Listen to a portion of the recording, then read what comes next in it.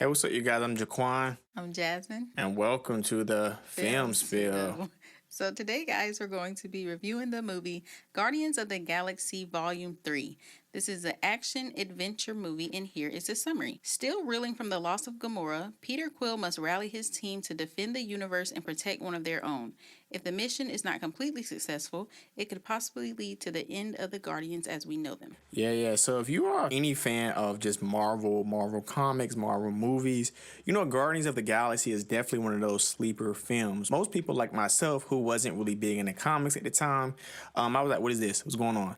But immediately after that first movie, like I was just drawn in. It became one of my favorites and both of our favorites. All right, the rating I'm gonna give this is gonna be a 4. Let's get into my pros and my cons. So very first pro, it was dope to have this send off for the Guardians of the Galaxy, some of the cast. So had Chris Pratt, Drax, even James Gunn. So the director, right, the director of the film. This was his last Guardians of the Galaxy film. So it was just, I think they did an amazing job for a send off. I think that was really dope. Adam Warlock. I've been really wanting Adam Warlock to get into the MCU for the longest, and he comes in and he does an amazing job. He's really strong. Just an overall dope character. Seeing Rocket backstory was dope. That was one of the probably the biggest reasons that was drawing us into this film. Just being able to see Rocket from when he was like young before he had the intelligence to basically becoming the Rocket that we know. I think that was really beautiful.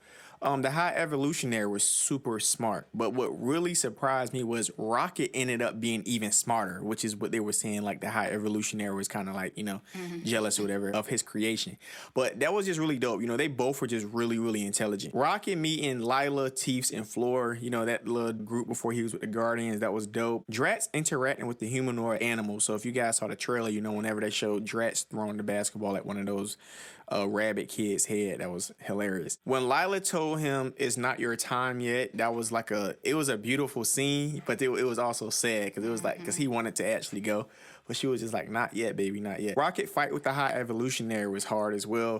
When the Guardians ended up jumping High Evolutionary towards the end of that, when they saved the kids and animals from the High Evolutionary ship, Adam Warlock saving Peter Quill, Peter going back to Earth to visit his grandfather, which I think that was just a crazy thing. How do you even just, how do you fathom that this kid of yours who's been missing for years, I feel like it's been probably like 40, 50 years, probably even 100 years, because he was a child, right?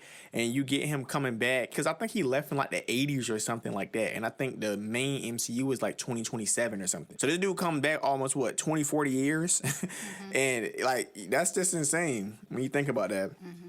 Rocket becoming the new captain, Groot becoming Alpha Groot, so Groot became like a savage, and just the new Guardians team. I just think it's going to be interesting to see what they do. Cons, not that many cons, but other than the High Evolutionary's face was ugly. The humanoid animals were ugly as well. Lila, Teefs, and Floor dying was sad. When Rocket flatlined, they thought he was dead. We actually went into this movie thinking he was gonna die. Like we were kind of like waiting for it, but also sad. Yeah.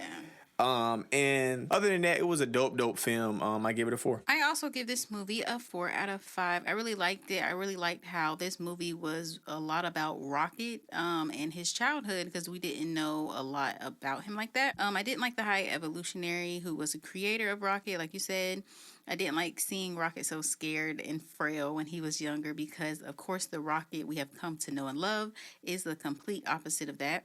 When Rocket flatlined and had a near-death experience and he seen Teeth, Lila, and Flora, I definitely teared up because that was just such a sad moment. And then at the end of the movie, Groot, he was huge. I didn't care for the new team of Guardians, but I'm biased because I prefer the old gang. And I didn't like how people left and they replaced them with new people. But I also understand because people are replaceable, and also the galaxy still needs protecting. But I think overall it was a really good movie. I give it a 4 out of 5. Yeah. Just like always, make sure you guys like, subscribe, and comment. You guys have a good one.